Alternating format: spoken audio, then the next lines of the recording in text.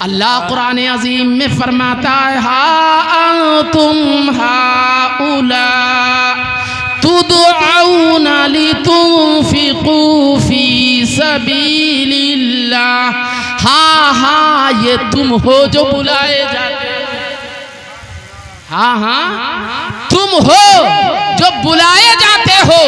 کس لیے بلائے جاتے ہو؟ تاکہ اللہ کی راہ میں تم خرچ کیا کرو۔ تو گویا کہ جس کو بلایا جائے یہ اس کے لیے خوش بختی کی بات ہے، اس کے لیے خوش نصیبی کی بات ہے کہ اللہ اس کا انتخاب فرما رہا ہے، اللہ اس کو چن رہا ہے کہ میرا بندہ دین کے اس کام میں حصہ لے، ہاتھ بٹائے۔ تو خوش قسمتی ہے کہ نہیں؟ جو لوگ اللہ کی راہ میں خرچ کرتے ہیں ان کے بارے میں کہا جاتا ہے ہاں تم ہو جو بلائے جاتے ہو تاکہ تم اللہ کی راہ میں خرچ کرو۔ فَمِنْكُمْ مَنْ يَبْخَلْ، تو تم میں کچھ لوگ وہ ہیں جو بخل کرتے ہیں، کنجوسی کرتے ہیں۔ کیا کرتے ہیں؟ بخل کرتے ہیں، کنجوسی کرتے ہیں، نہیں دیتے۔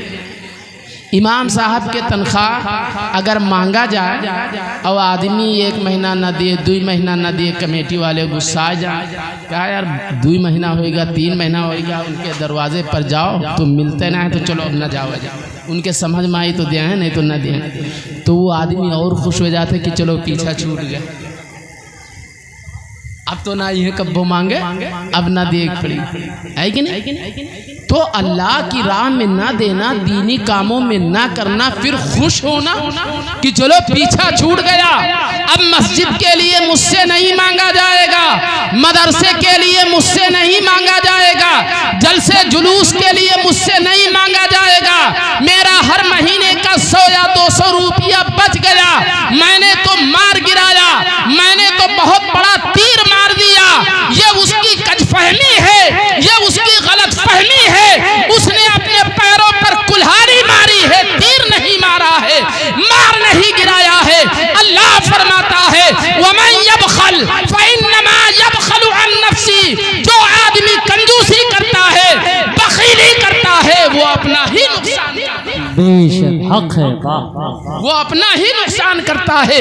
مسجد میں تو نے حصہ نہیں لیا، مدرسے میں تو نے حصہ نہیں لیا، ضرورت مند کی ضرورت تو نے نہیں پوری کی، زکوٰۃ کی ادائیگی تو نے نہیں کی، صدقہ فطر تو نے نہیں ادا کیا، عشر تو نے نہیں نکالا، غریب کی مدد تو نے نہیں کی، دین میں جہاں ضرورت پڑی اپنے مال کو تو نے نہیں خرچ کیا۔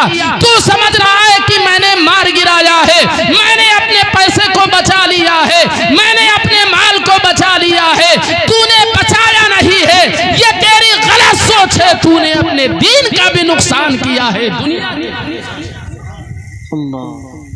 کا۔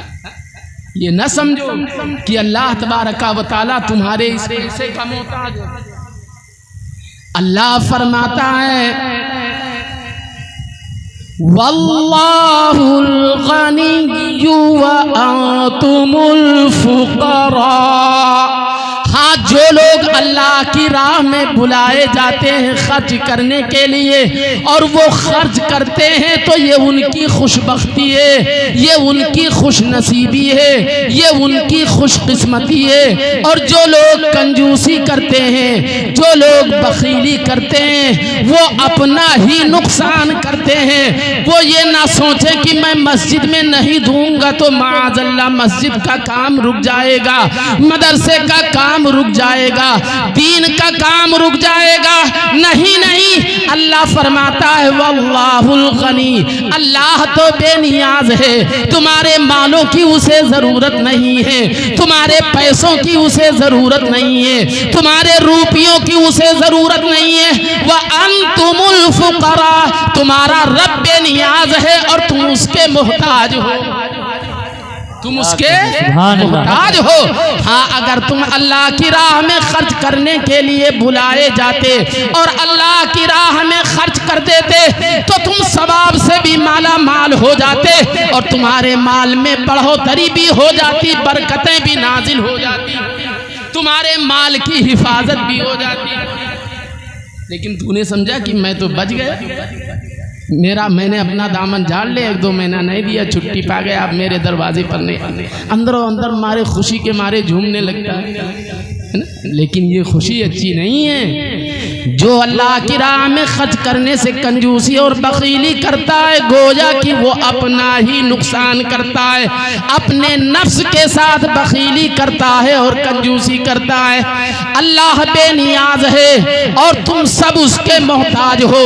اگر تم اللہ کی راہ میں خرچ نہیں کرو گے تو یہ مت سوچو کہ دین کا کام رک جائے گا، اللہ کے دین کا کام پورا نہیں ہوگا، نہیں معاذ اللہ۔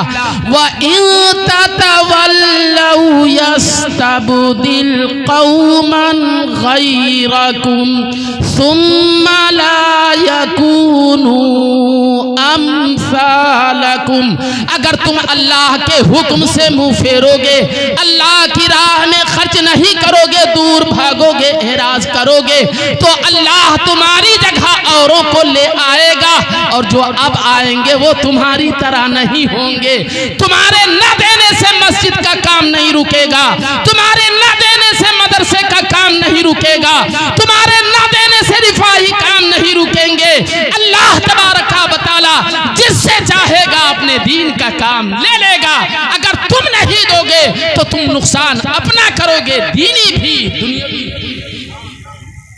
عزیزان ملت اسلامی، جو لوگ اللہ کی راہ میں خرچ کرتے ہیں یہ ان کے لیے خوش بختی کی بات ہے کہ نہیں؟ حضرت اسماء بنت ابی بکر رضی اللہ تعالی عنہما سے روایت ہے، پیغمبر اسلام صلی اللہ تعالی علیہ وسلم نے ارشاد فرمایا، انفقی ولا تحصی فیحصی اللہ علیک۔ خرچ کر، کیا کرو؟ خرچ کرو، گنو مت۔ اگر گن گن کر خرچ کرو گے تو جس اعتبار سے خرچ کرو گے اسی اعتبار سے آئے گا، جس اعتبار سے خرچ کرو گے اسی اعتبار سے آئے گا۔ اب اس کا مطلب یہ نہیں ہے کہ آپ کو دینا ہو تو گنو نہ کہ 100 روپیہ دے رہے ہیں یا 200 روپیہ دے رہے ہیں، اس کا مطلب یہ نہیں ہے۔ گننا چاہیے، لیکن یہاں جو کہا گیا کہ گنو مت، تو وہ گننا الگ چیز ہے کہ نہیں؟ کہ 10 روپیہ دیو یار، اتنے سے کام چل جائے، وہی جے کہ دیا ہن اور زیادہ خرچوں نہ ہوئی، ہے کہ نہیں؟ گننا چاہیے، گننے سے انکار نہیں ہے۔ اور فرمایا گیا وَلَا تُوعِي فَيُوعِيَ اللَّهُ عَلَيْكَ، اور خرچ کرنا بند مت کر۔ نعرہ تکبیر، نعرہ رسالت، نعرہ رسالت، مسلک اعلی حضرت علماء اہل سنت حضور مفتی رفیق صاحب قبلہ، حضور مفتی رفیق صاحب قبلہ، نعرہ تکبیر، نعرہ رسالت۔ درود شریف پڑھیں، اللہم صلی علی سیدنا مولانا الجود والکرم علیہ وبارک وسلم، صلاۃ و سلام علیک یا رسول اللہ صلی اللہ علیہ وسلم۔ اور دروازہ مت بند کرو، دینا مت بند کرو، خرچ کرنا بالکل بند مت کرو۔ کیوں؟